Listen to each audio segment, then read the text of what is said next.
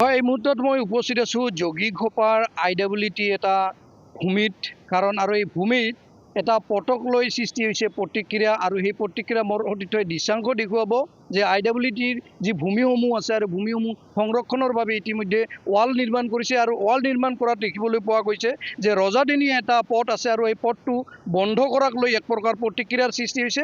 আৰু মোৰ লগত স্থানীয় ৰাইজ আছে, আৰু ৰাইজৰ পৰা কিছু কথা জানিম।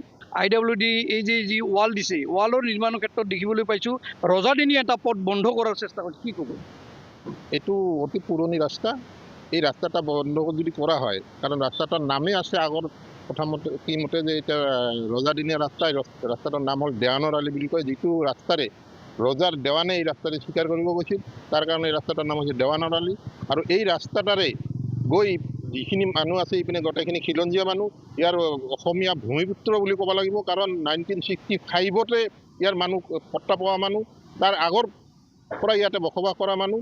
গতিকে এই মানুহখিনি আজি এই মাটিবোৰ ইংলেণ্ড পৰ্টে লোৱাৰ পিছতো আমাৰ কোনো ক'ব লগা নাই, তেওঁলোকৰ মাটি তেওঁলোকে লওক, কিন্তু আমাৰ যিবিলাক ৰাস্তা আজি এই আলিবাটটো, এই দেৱানৰ আলিবাটটো, আৰু সিপিনে জয়ীঘোপাৰ পৰা কৰে হৈ চটপাৰালৈকে যোৱা যিটো আলিবাট, এই আলিবাট দুটাৰে ইয়াৰ জনসাধাৰণ হাজাৰ হাজাৰ মানুহ এই ৰাস্তা দি আপ ডাউন কৰে, কাৰণ এই গাঁওবোৰ হ'ল অতি পুৰণি গাঁও, অতি খিলঞ্জীয়া গাঁও।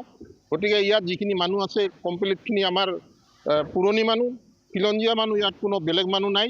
তাৰ কাৰণে আজি যদি এই ৰাস্তাবিলাক বন্ধ কৰি দিয়া হয়, যিটো IWTয়ে যিটো ছিষ্টেম কৰিছে ৰাস্তাত, আমাৰ ৰাজহুৱা ৰাস্তাত গেট লগাই বন্ধ কৰি দিয়াৰ যিটো সৃষ্টি কৰিছে, এইটো বহুত দুৰ্ভাগ্যজনক।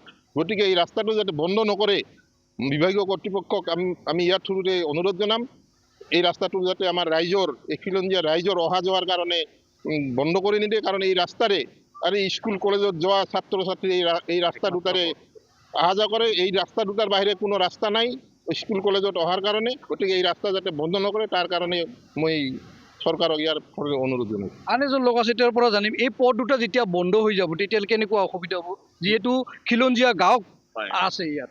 খিলঞ্জীয়া গাঁও বুলি ক'লে আমাৰ ইয়াতে এই মানুহখিনি এনেকুৱা হৈছে যে 1962ত এবাৰ ইংলেণ্ড পৰ্ট আহি আমাক উঠাই দিলে,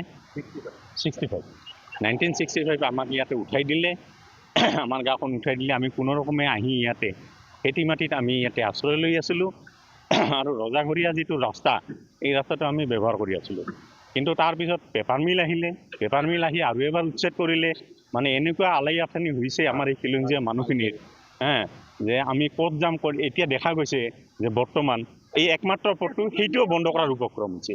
এই পথটোতে হাজাৰ হাজাৰ মানুহ, ইয়াৰ পৰা 3খন 4খন গাঁও ইয়াতে সংলগ্ন হৈ আছে।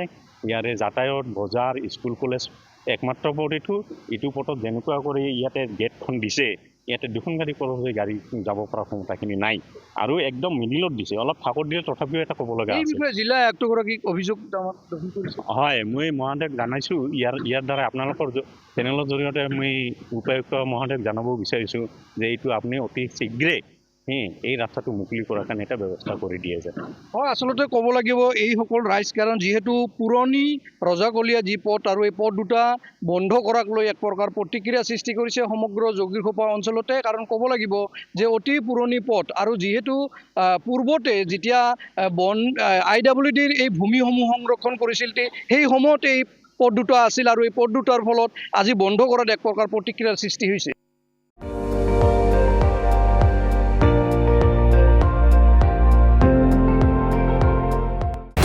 আপুনি চাই আছে ND24, সৰ্বশ্ৰেষ্ঠ নহয়, সৰ্বোত্তমৰ দৌৰ।